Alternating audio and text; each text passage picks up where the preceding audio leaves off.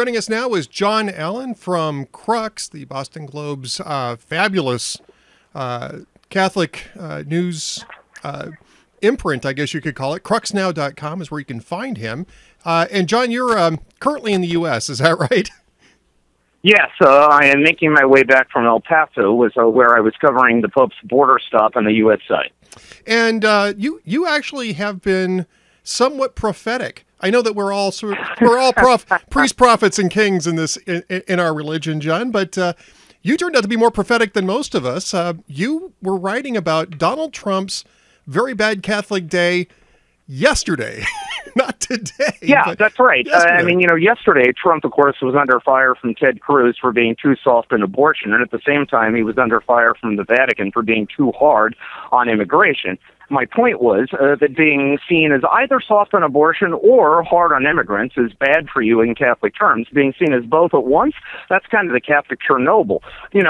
Obviously I overstated, because the real Catholic Chernobyl is being taken to task by the Pope himself, which happened to Trump on the plane on the way back to Rome. Yeah, there was actually a couple of very interesting passages in this press conference that Pope Francis had on the plane back to Rome. We definitely want to start with this. Now, he didn't call out Trump by name, but the reporter who asked the question did. And Pope Francis said, for somebody to call for building walls without building bridges is not Christian. That person can't call himself a Christian. Donald Trump responded to this in the manner in which you'd expect Donald Trump to respond to this, which was to be very offended that somebody was criticizing him and questioning his faith. I actually read through the entire quote. You guys have it at Crux, of course, and I read through the entire quote. Pope Francis does allow that maybe this is not what he's saying. Maybe this is all I'm hearing, but if all he's doing, he's kind of the if all he's doing is this, then he really can't call himself a Christian. But I give him the benefit of the doubt. Now, that sounds like it still sounds like a pretty harsh rebuke, doesn't it, John? Yes. Now, if you read through the entire transcript of what the Pope said, it is, I think, the first thing that is abundantly clear. He really doesn't know who Donald Trump is. Because, he says, now, listen, if this is what the man is saying, all that has to be verified. I'm assuming that you're putting this correctly. He was speaking to Phil Puella from Reuters, who is the journalist who asked the question, right. Indicating that the Pope really doesn't know that much about Donald Trump. But his point was that anyone who is advocating walls as the solution to the phenomenon of immigration is not in keeping with the Christian gospel. Now, to be clear, that's not really an original papal idea. No. Popes have been saying that for the better part of 50 years. The only thing new here, of course, is saying it in the context of a specific presidential candidate.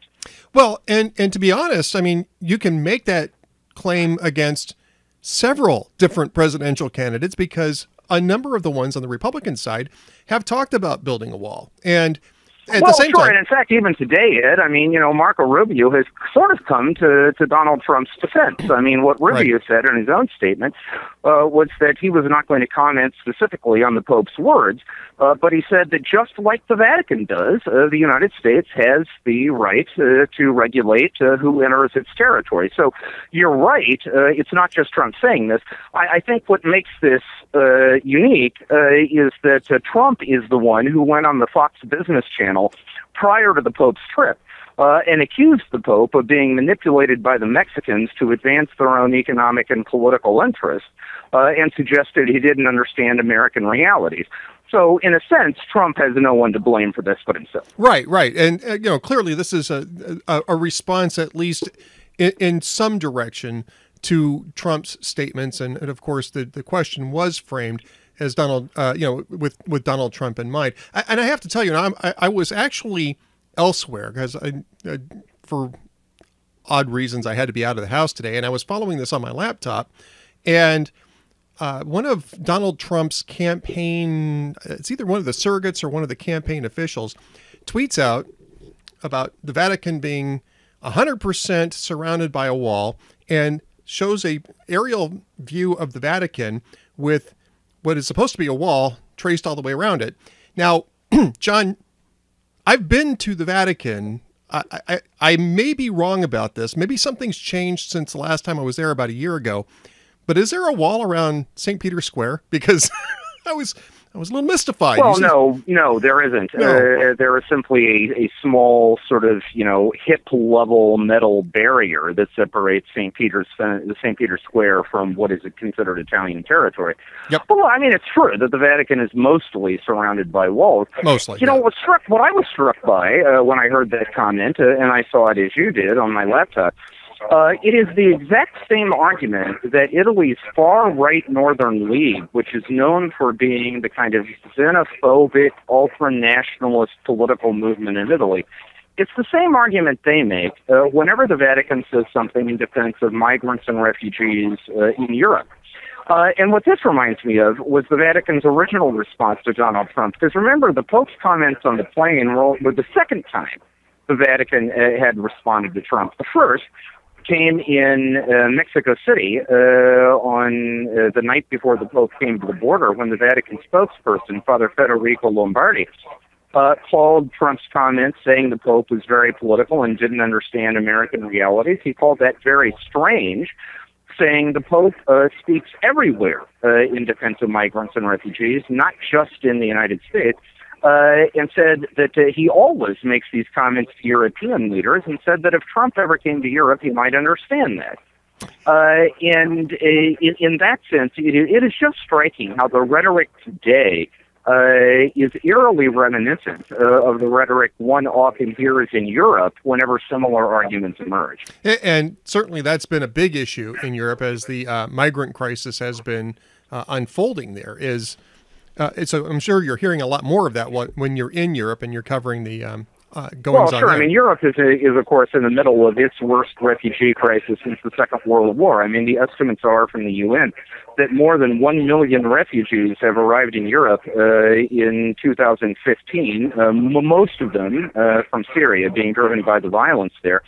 And that is an everyday issue. When the Pope gave his address to diplomats on the 11th of January, which is his most important foreign policy speech every year, he indicated that the defense of migrants and refugees, particularly in Europe, but in other parts of the world as well, would be a top priority for him in 2016. So in that sense, there is absolutely nothing surprising that this would have been one of the front burner issues on his trip to Mexico, and of course, in particular, his stop at the U.S.-Mexico border.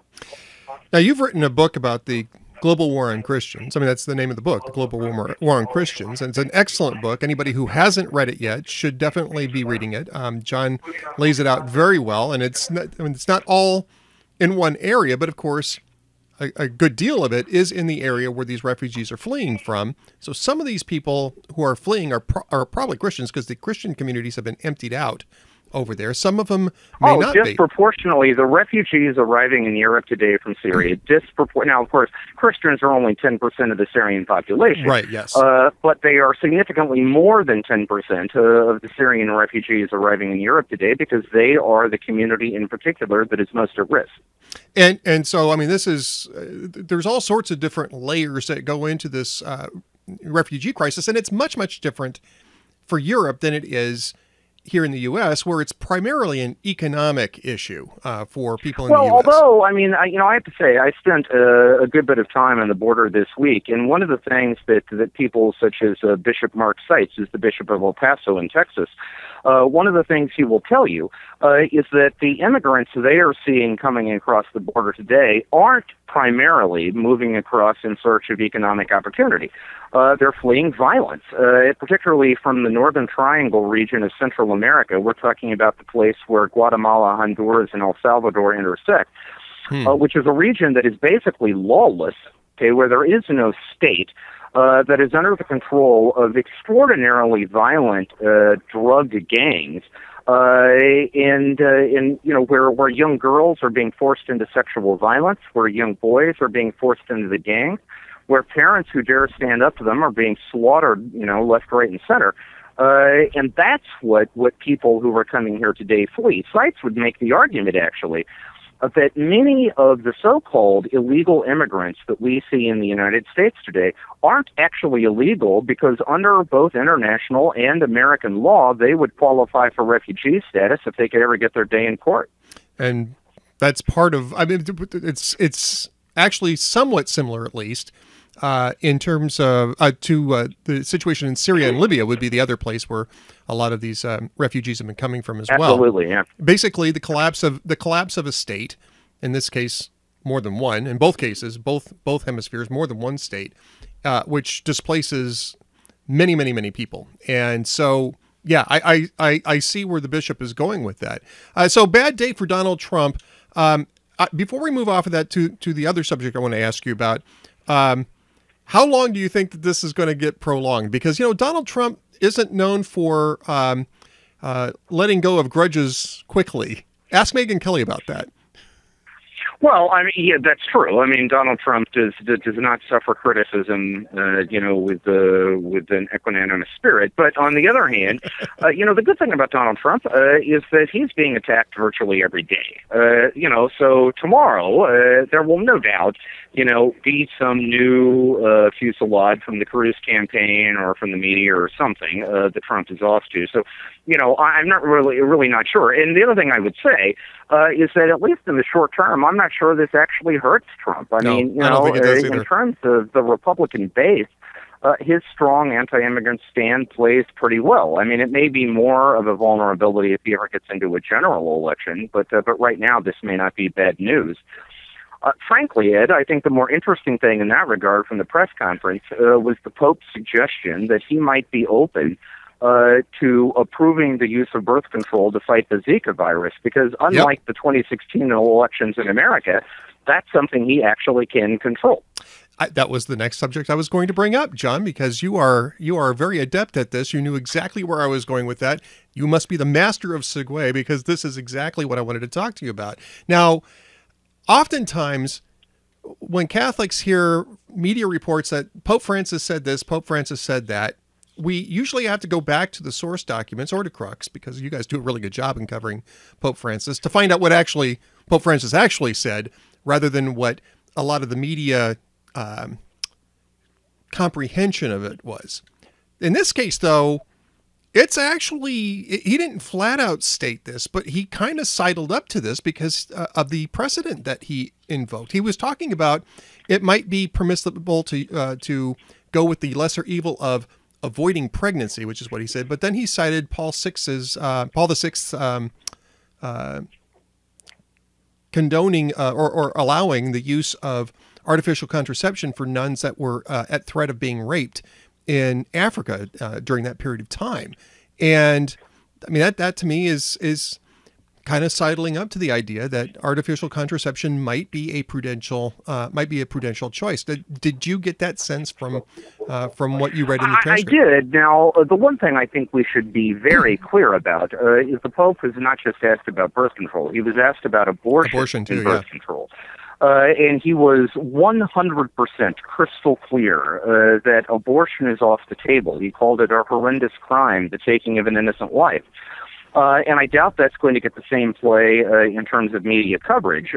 But this was an extraordinarily strong anti-abortion statement from Pope Francis. Now, beyond that, when it came to birth control, you're quite right. He cited the precedent of Paul VI, who in the early 1960s in the Belgian Congo approved the use of contraception, artificial contraception, by Catholic nuns because they were living in an environment that was just rife with sexual violence, and this was an effort to prevent pregnancy in the case of rape. And the Pope said that might be a precedent that would be applicable to the situation with Zika. So he did not make a direct statement that he was going to approve the use of birth control to prevent the transmission of the Zika virus. But at the same time, I agree with you, he clearly left the door open to that. And in my opinion, that is actually far more consequential than anything he said about Donald Trump, because as I say, a pope is not in charge of American politics. A pope is in charge of moral teaching in the Catholic Church. Yeah, and what I find interesting, because there's another precedent, too, that Pope Francis did not mention, which was in Bosnia in 1993, under similar circumstances, there was an allowance that was more broadly applied to all women in Bosnia because of a rape epidemic there as well. And at the time, the church explained, look, this is a measure of self-defense. When we talk about contraception, we're talking about it in terms of a consensual act. This is not a consensual act. Yeah, that's right. I mean, the issue in contraception now, Ed, I'm sorry, has always been the question of intent. Right. Okay. What the church says, you may not use artificial contraception to prevent the transmission of new life, because the Catholic teaching about marriage is that it must always be open to new life. But, the question arises, what about situations in which the intent is not to prevent the transmission of life, but to prevent the infliction of a harm, whether that harm is an unwanted pregnancy, as in the case of the Congo and Bosnia, or as in the case of Latin America with the Zika virus, infection with a deadly disease. And there, the church has always taken a somewhat more flexible position. And so this is not a novelty from the Pope exactly, but I think it is the first time anyone in authority, and of course in the Catholic Church, you can't get more authoritative than the Pope. Right. It's the first time anyone in authority has said that in this specific case, that precedent might apply. I had a conversation with a wonderful pastor I had, and this is when I was single, like 30-something years ago. It was a group discussion in which somebody brought up the use of artificial contraception, and the pastor said, well, are we talking about in marriage, or are we talking about outside of marriage? And they said, well, outside of marriage. And they said, the thing about artificial contraception outside of marriage is that's not really the issue. Artificial contraception isn't really the issue then. The issue is extramarital sex.